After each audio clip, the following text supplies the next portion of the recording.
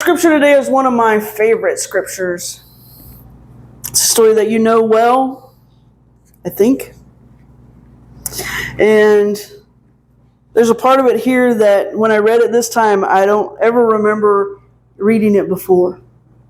And it says it's from John chapter 4, beginning with verse 1, and it says, Jesus realized that the Pharisees were keeping count of the baptisms that he and John performed, although his disciples, not Jesus, actually did the baptizing. They had posted the score that Jesus was ahead, turning him and John into rivals in the eyes of the people. So Jesus left the Judean countryside and went back to Galilee. To get there, he had to pass through Samaria. And he came to Sychar, a Samaritan village that bordered the field Jacob had given his son Joseph.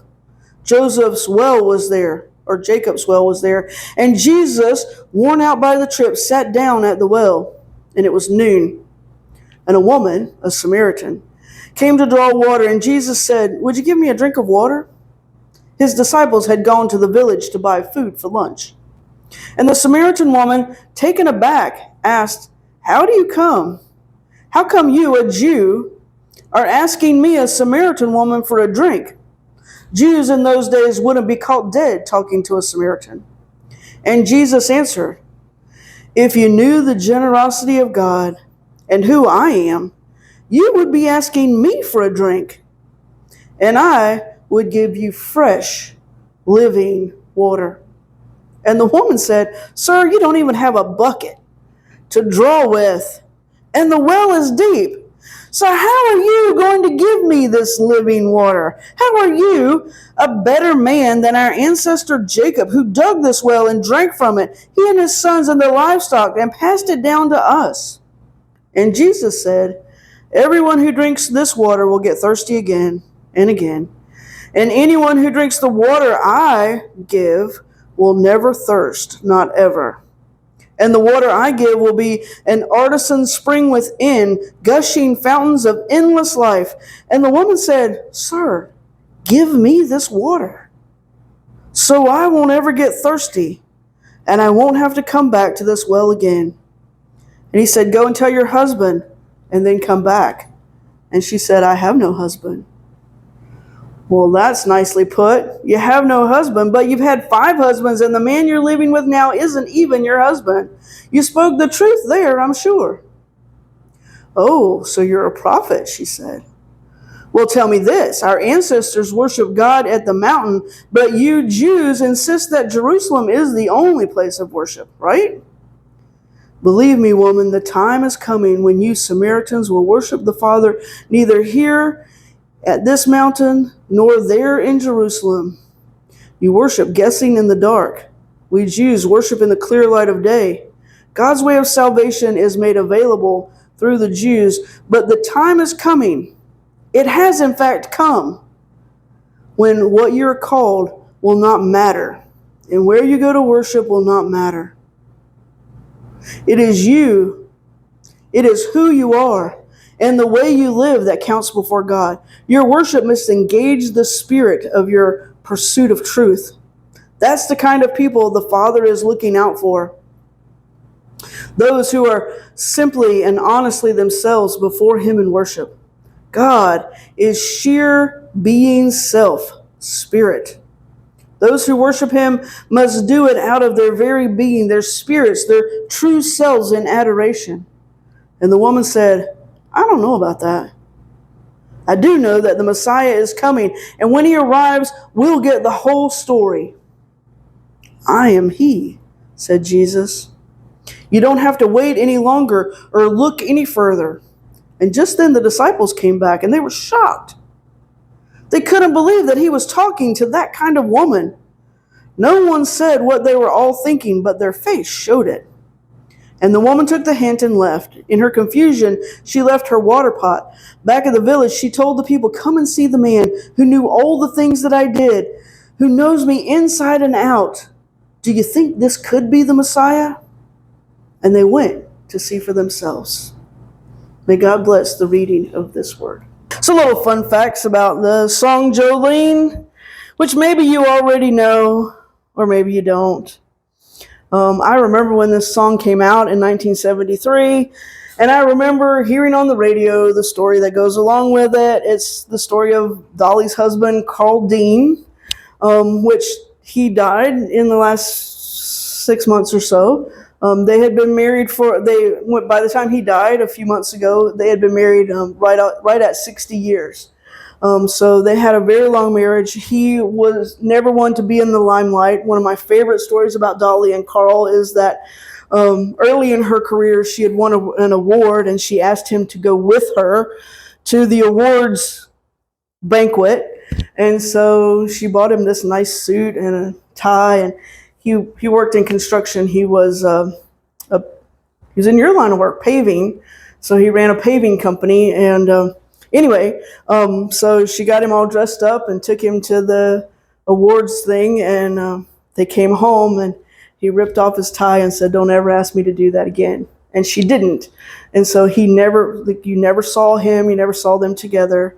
And in stories, when asked, like, how did their marriage last so long and they were so successful at marriage, she was just like, "I married someone who liked to stay home and I like to be gone, and so it works out for us," which is just kind of a funny story. But anyway, so it seems that early in their marriage, she noticed that he was going to the bank a little bit too often.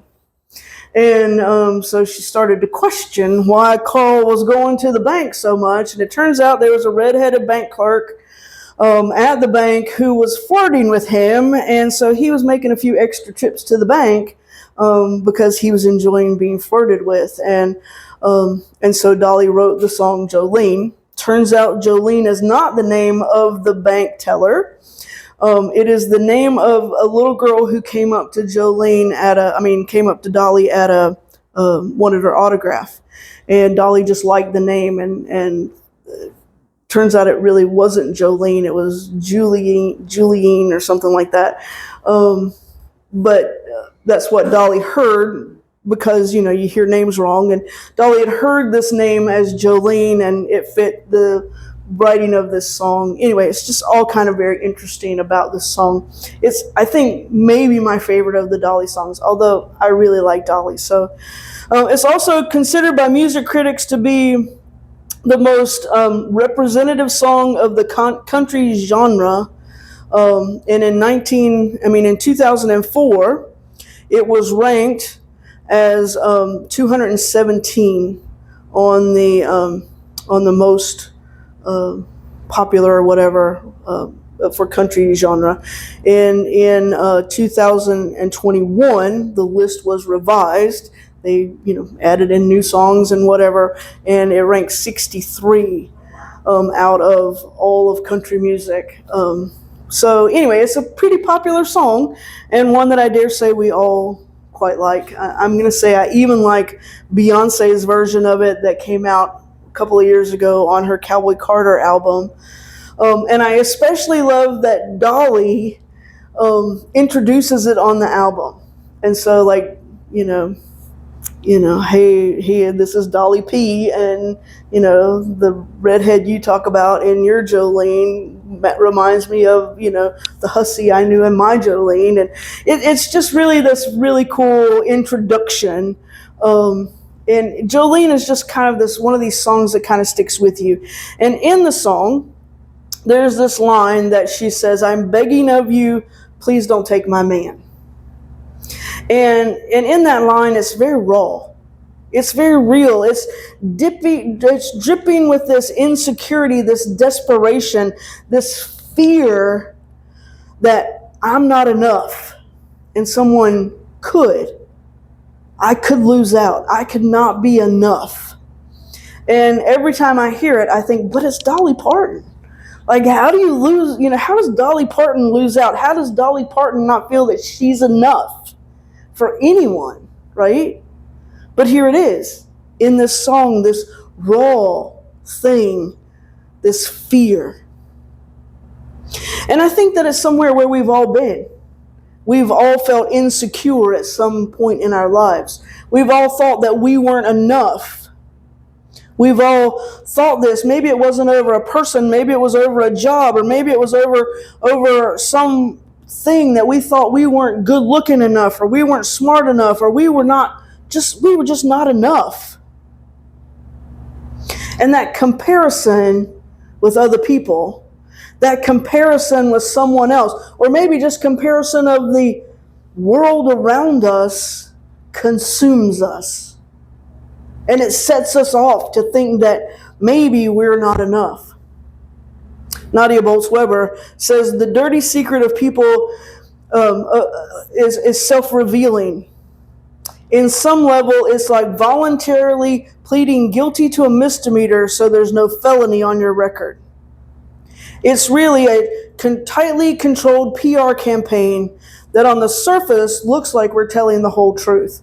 And I think that's true in some way, right? We let people in just enough, that we tell them just enough so that people don't really know us because we're insecure about where we are. And I imagine that the woman at the well in John chapter 4 was just like that. She didn't have a song like Jolene, but her life probably felt like the song Jolene. She'd had 5 husbands, and the man she was living with was not her husband. And here she is drawing water in the heat of the day, alone. And we can imagine that it's not because she likes a midday stroll, but because she was avoiding the other women, because she was avoiding the gossip. And the question becomes, was she a tramp or was she a victim? And I think that the latter is much more likely than the former. That she was a victim of the world around her. She doesn't have the luxury of crying out, please don't take my man, because the world was built on men taking advantage of her over and over and over again. And then Jesus shows up. And what's amazing about this story isn't that Jesus talks to her, although that's shocking enough, because a Jewish man speaking to a Samaritan woman in public was just unheard of. It just didn't happen. But the amazing part is that Jesus sees her. Jesus sees her completely. Jesus sees her for who she is, and not just her circumstances. Jesus sees her and chooses a connection. Jesus sees her and still offers living water. Jesus doesn't shame her. He doesn't define her by her past. He doesn't call her less than she is. Jesus just loves her. And that transforms her insecurity into empowerment. Jesus replaces her isolation with inclusion. Jesus takes her not enough and says, I've got living water for you.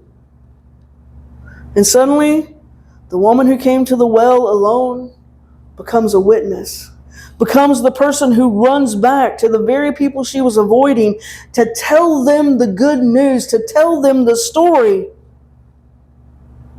And here's what this story teaches us: that we don't need to beg anyone like Jolene. We don't need to live in the shadow of insecurity, because in Jesus, there is no competition. There's only belovedness. There's only grace. There's only being enough. You don't have to compare yourself to someone else's beauty, success, intelligence, relationship, their Instagram, their highlight reel, or their spiritual walk. None of that matters. What matters is that you are loved by God. Jesus isn't standing at the well with a measuring stick. Jesus is standing at the well with an invitation. Come, drink, be seen, be known, be loved. And y'all, if that doesn't change us, I don't know what will. When we are loved like that, we get to start loving others. We get to start loving differently. We stop competing and we start connecting. We stop clinging and we start pouring out. We stop saying, please don't take what's mine, and start saying, let's share what God has given. And so here's the challenge. Where in your life this week are you holding on to insecurity like a trophy? Where are you comparing yourself? Where are you minimizing yourself? Where are you begging like Dolly and Jolene? And what would it look like to lay that down at the well? What would that look like to receive the living water instead? Because the love of Jesus, that love that Jesus offers us is radical. It doesn't compete, it completes. And like the woman at the well, when we receive it, we can't help but run and share it with everyone. Amen.